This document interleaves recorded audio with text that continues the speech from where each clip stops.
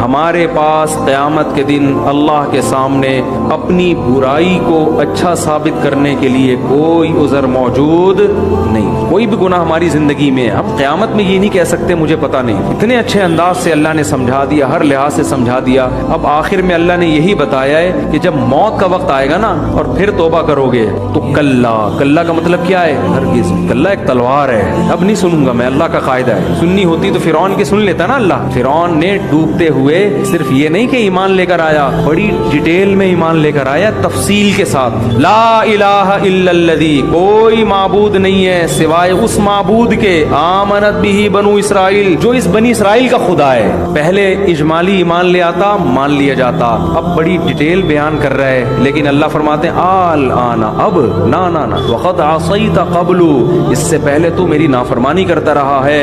فالیوم ننجیک ببدنک, اب تو تجھے عذاب بھی ہوگا, جس کا قرآن بیان کرتا ہے. قرآن کہتا ہے فرعون کو اور اس کے درباریوں کو صبح اور شام آگ میں جلایا جاتا ہے. برزخ میں یہ عذاب ہو رہا ہے. آپ کو فرعون کی لاش مصر میں نظر آتی ہے, لیکن قرآن کہہ رہے اس پر گزر کیا رہی ہے, صبح بھی آگ میں جلایا جاتا ہے اور شام کو بھی.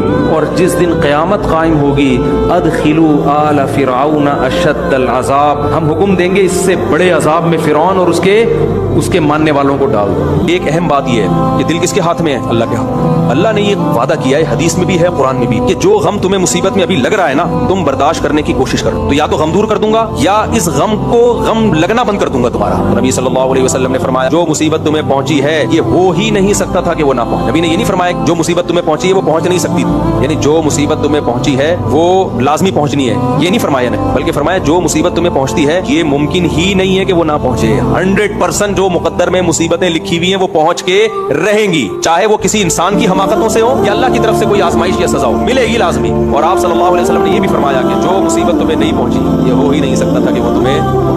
بعض دفعہ ایسے ہوتا ہے جا رہے ہوتے ہیں, اچانک کوئی پہاڑ کا پتھر گرتا ہے, ہماری گاڑی ابھی چند سیکنڈ پہلے آگے نکلی ہوتی ہے. نبی نے فرمایا یہ مصیبت تمہیں پہنچنی نہیں, لہٰذا یہ پتھر ایسے اسپیڈ سے آئے گا نیچے اور ایسے ٹائم پہ آئے گا کہ تم بچ جاؤ, اگلا والا ہٹ ہو جائے اس سے. ہر مصیبت میں یہی ہے. تو جب مسلمان کا عقیدہ تقدیر پہ مضبوط ہوتا ہے تو خوشیوں پہ اتراتا نہیں, بلکہ وہ کہتا ہے بھائی یہ تو اللہ نے مقدر میں لکھی ہوئی تھی, لہٰذا جس کے پاس پیسہ آ گیا ٹھیک ہے آپ نے محنت کی ہے, لیکن کیا ہر محنت والے کو پیسہ مل جاتا ہے؟ محنت کرتے رہتے کچھ نہیں ملتا. تو اللہ نے آپ کے مقدر میں لکھا ہوا تھا, تو یہ شکر کس کا بنتا ہے؟ اللہ نے دیا.